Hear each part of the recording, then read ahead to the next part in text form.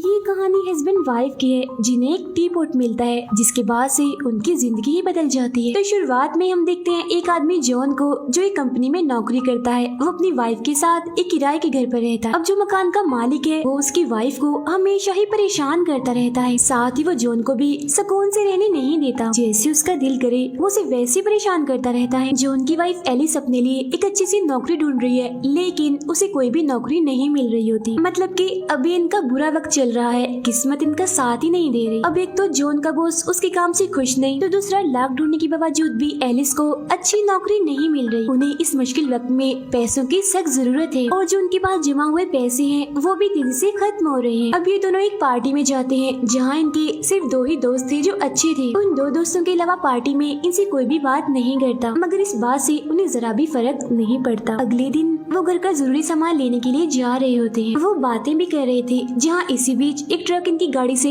हल्का सा टकरा जाता है, जिससे इनकी गाड़ी का एक्सीडेंट हो जाता है। मगर किस्मत से ये बच जाते हैं, इन्हें कुछ नहीं होता। कुछ वक्त के बाद यहाँ पुलिस भी आ जाती है। जब वो लोग पुलिस से बात कर रहे थे तो तभी एलिस की नजर सामने एक दुकान पर पड़ती है जहाँ पुराना और कीमती सामान बिकता था। दुकान के पास ही उसकी मालिक भी खड़ी होती है, जिसके हाथ में एलिस एक टी पॉट देखती है, यानी चाय का बर्तन जो बहुत ही कीमती लग रहा था। वो टी पॉट उसे इतना अच्छा लगता है कि वो औरत के पीछे पीछे उसकी दुकान के अंदर ही आ जाती है और हर तरफ तलाशी लेने लगती है उस टी पॉट को ढूंढने के लिए। मगर तभी दुकान की मालिक वो औरत यहाँ पर आ जाती है। वो एलिस से पूछती है, कौन हो तुम और मेरी दुकान में क्या कर रही हो? जिस पर एलिस उससे इधर उधर की बातें करने लगती है कि दरअसल मैं अपने लिए कोई चीज यहाँ पर लेने आई थी, बस वही ढूंढ रही थी। अब उस औरत का फोन बजने लगता है, जिसे सुनने के लिए वो यहाँ से चली जाती है। तो मौका देकर वो उस औरत के कमरे में जाती है, क्योंकि एलिस ने उस औरत को अपने कमरे में टी पॉट रखते हुए देख लिया था। और वो इस टी पॉट के पीछे इसीलिए पड़ गई थी क्योंकि ये इतना सुंदर और कीमती लग रहा था कि एलिस की नजर ही इस पर से नहीं हट रही थी।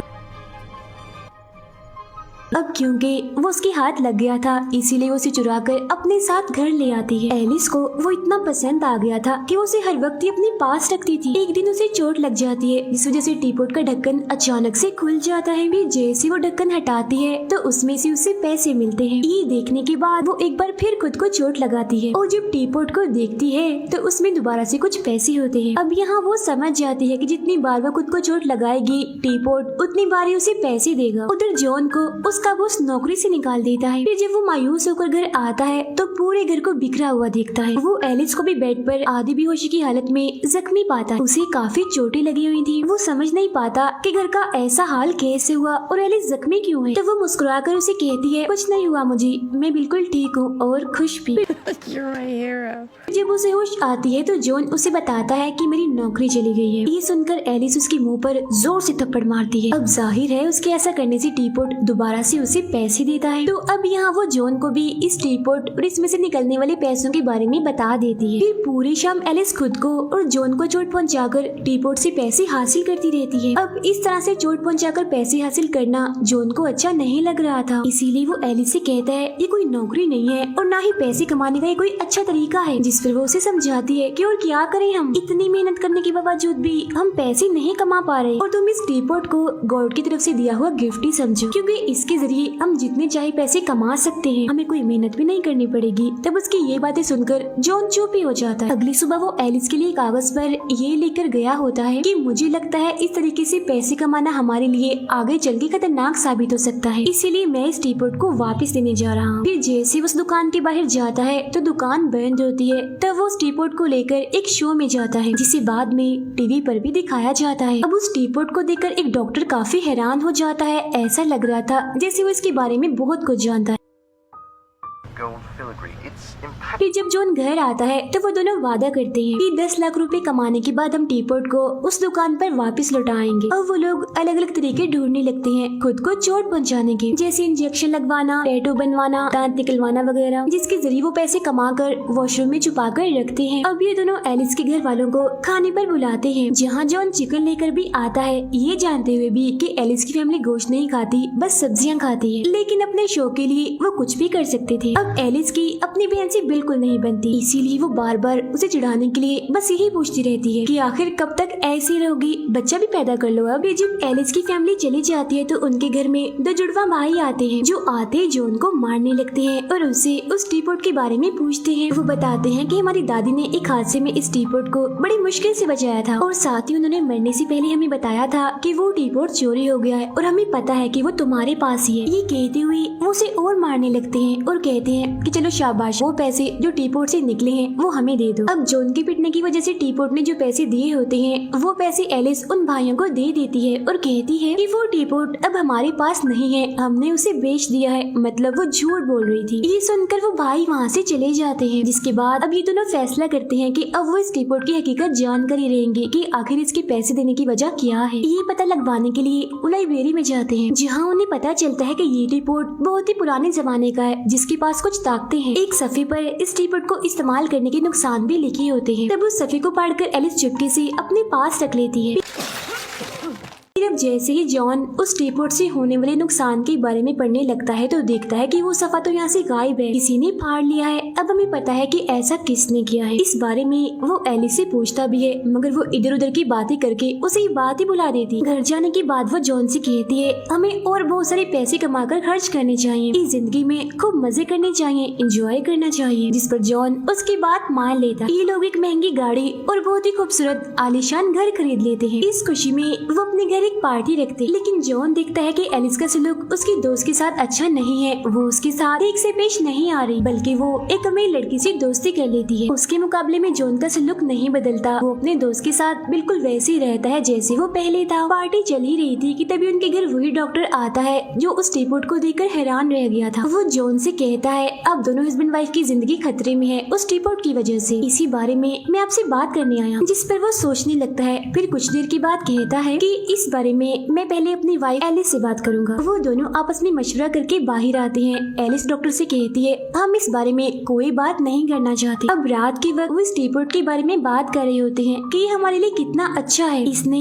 हमारी जिंदगी बदल कर रख दी है। जब तक ये हमारे पास है गुर्बत तो हमारे करीब तक नहीं आ सकती, बल्कि हम तो अमीर से अमीर होते जाएंगे। अब ये सारी बातें बाहर खड़ा मालिक मकान सुन लेता है। फौरन घर के अंदर आकर कहता है मैं जानता हूँ तुम लोग इतने अमीर कैसे हुए, पैसे कैसे कमाए टीपॉट के जरिए, है ना। ये कहकर वो एलिस के हाथ से उस टीपॉट को लेकर वहाँ से भाग जाता है। फिर बाहर सड़क पर जाने के बाद वो उसे जोर से काफी दूर फेंक के मारता है। और सिर्फ यही नहीं बल्कि वो उस पर अपनी गाड़ी तक चढ़ा देता है। अब इतना कुछ होने के बावजूद भी उस टीपॉट को कुछ नहीं होता। ये देखकर एलिस और जॉन काफी हैरान रह जाते हैं कि भला ऐसा कैसे हो सकता है। तब इसकी वजह जानने के लिए वो डॉक्टर के पास जाते हैं। जी हाँ, डॉक्टर इन्हें बताते हैं कि ये टीपॉट 2000 साल पुराना है, दुनिया के सबसे अच्छे और बुरे इंसान के पास ही रहा है। फिर एक जंग में सिपाहियों के हाथ से ये कहीं खो गया। अगर ये टीपॉट किसी गलत हाथों में चला गया तो तबाही हो सकती है। अब क्योंकि ये टीपॉट तुम्हारे पास है तो अगर तुम्हारे मन में जरा भी कोई बुराई आई तो उस बुराई को ये तुम्हारे अंदर और मजीद फैला देगा, जिस वजह से तुम दोनों पूरी तरह से बर्बाद हो सकते हो। लेकिन हाँ, मैं ये भी जानता हूँ कि इससे छुटकारा कैसे मिल सकता है। तो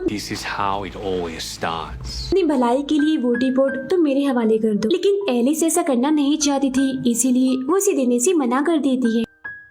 खैर इसके बाद इन दोनों का चोट पहुंचाने का सिलसिला दोबारा से शुरू हो जाता है। फिर एक रात वो जुड़वा भाई इनके घर आते हैं और वॉशरूम में छुपाए हुए पैसों को चुरा कर ले जाने लगते हैं। तभी उनकी आहट सुनकर वो दोनों भी बाहर आ जाते हैं और एलिस के हाथ में वो टीपॉट देखकर वो भाई कहते हैं कि ये टीपॉट हमारा है और तुम हमारा हक मार रहे हो इससे निकलने वाले पैसे लेकर, इसीलिए हम अपना हक नहीं छोड़ेंगे। अपने पैसे लेने के लिए हम आते रहेंगे और हाँ, अगर हम चाहें तो इस टीपॉट को ले जा भी सकते थे, मगर हम इसे लेना नहीं चाहते क्योंकि हम इसकी ताकतें और खतरात के बारे में जानते। इसीलिए तुम लोगों के लिए भी बेहतर होगा कि जल्द से जल्द इस टीपॉट से अपनी जान छुड़वा लो। फिर जैसे ही वो दोनों वहाँ से जाने लगते हैं तो तभी एलिस उसी टीपॉट से इन दोनों पर हमला कर देती है और अपने कमाए हुए पैसों को उनसे छीनने की कोशिश करती है। अब दोनों भाई अपनी जान बचाने के लिए एलिस और जॉन पर हमला कर देते हैं, जिस वजह से वो दोनों बेहोश हो जाते। सुबह जब उन्हें होश आती है तो वो देखते हैं कि दोनों भाई उनके सारे पैसे ले गए हैं और अब वो टीपॉट भी पहले से कम पैसे देने लगा, जिससे वो समझ समझ जाते हैं कि अब उन्हें ज्यादा पैसे कमाने के लिए खुद को गहरी चोट देनी हो। अब ये दोनों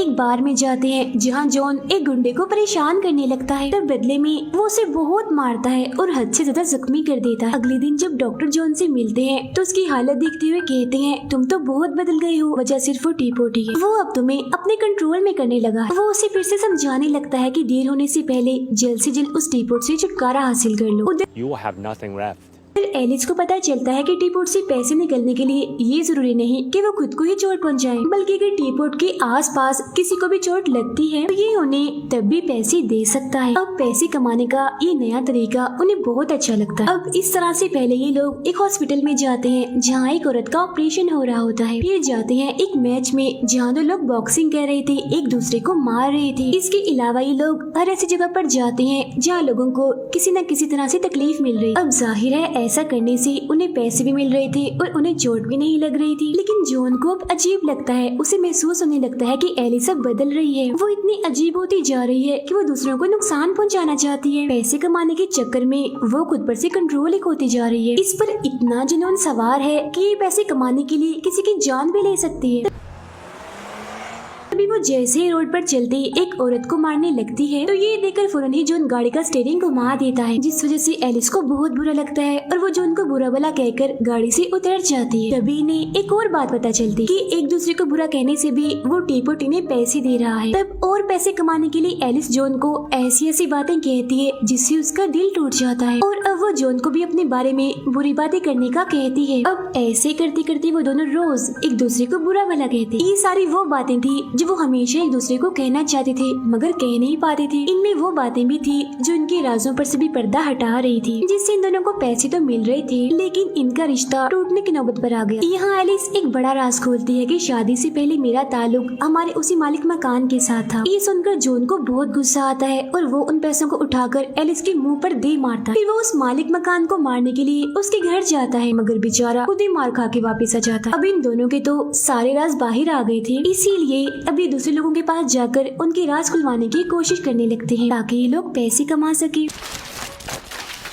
सबसे पहले वो जाते हैं उसी अमीर लड़की के घर। उसके हस्बैंड को बताते हैं कि तुम्हारे डॉग को तुम्हारी वाइफ ने ही मारा था। जिसके बाद वो जॉन की बॉस की वाइफ को बताते हैं कि आपका हस्बैंड आपको धोखा दे रहा है। फिर वो जाते हैं एलिस की बहन का घर तोड़वाने, उसके हस्बैंड को बताने कि तुम्हारी बीवी किसी और को पसंद करती है। मगर इससे पहले वो ऐसा करते एलिस वापस अपने होश में आ जाती है, मतलब पैसों के जुनून से बाहर। वो अपनी बहन से कहती है तुम मुझसे बहुत जलती हो, ये बात मुझे बिल्कुल भी पसंद नहीं है, आखिर तुम मेरी बहन हो। ये सुनकर एलिस की बहन को बहुत दुख होता है और वो उसे अपनी कही हुई सभी बातों की माफी मांगती है, जिससे दोनों बहनें एक दूसरे को गले से लगा ली। फिर अभी ये दोनों घर आ जाते हैं जहाँ एलिस जॉन से कहती है कि मैं एक साथ ही बहुत सारे पैसे कमाना चाहती हूँ। हमारे आसपास बहुत सारे बुरे लोग हैं, मुजरिम हैं, जिन्हें अगर मैं मार दूं तो किसी को भी कोई फर्क नहीं पड़ेगा और ये मेरा एक अच्छा ही काम होगा, जिसके बदले मुझे एक साथ बहुत सारे पैसे मिल जाएंगे।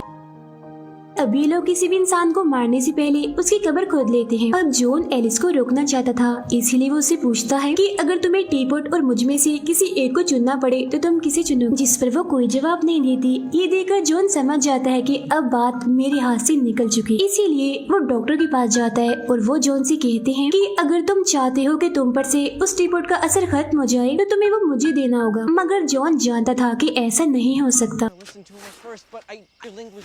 क्योंकि अब काफी देर हो चुकी है, एलिस उस टीपोट को कभी नहीं देगी। अब वो सफा जिसे एलिस ने किताब से फाड़ा था उसके जरिए उसे पता चल जाता है कि इस टीपोट को इस्तेमाल करने के बहुत नुकसान है, इसीलिए वो जॉन से माफी मांगती है और कहती है ठीक है ये टीपोट तुम डॉक्टर को दे दो। लेकिन कुछ वक्त के बाद जब वो उस टीपोट की तरफ देखती है तो दोबारा से उसकी तरफ खींचने लगती है और उसे देने से मना कर देती है। ये देख जॉन समझ जाता है कि ये इतनी आसानी से इस टीपोट का पीछा नहीं छोड़ेगी, इसीलिए वो उस टीपोट के साथ कमरे की खिड़की से कूद जाता है, जिसके बदले टीपोट के अंदर से काफी पैसे निकलते। अब जॉन बेहोश हो गया था, ये देखकर एलिस रोने लगती है और उसे एहसास हो जाता है कि मैं अपने हस्बैंड की बात ना मानकर बहुत बड़ी गलती कर रही हूँ। तो अब वो इस टीपोट को छोड़ने का फैसला करती है। फिर अगली सुबह ये देखते हैं कि उनका टीपोट मालिक मकान चुरा कर ले गया है। अब पहले तो ये खुश हो जाते हैं मगर फिर ये सोचते हैं कि ये टीपोट खतरनाक भी साबित हो सकता है अगर ये गलत हाथों में चला गया तो, इसीलिए हमें इसे डॉक्टर को देना होगा। तो अब ये उस टीपोट को लेने के लिए मालिक मकान के घर जाते हैं और देखते हैं कि उसके घर का सामान इधर उधर बिखरा पड़ा। फिर तभी इनके सामने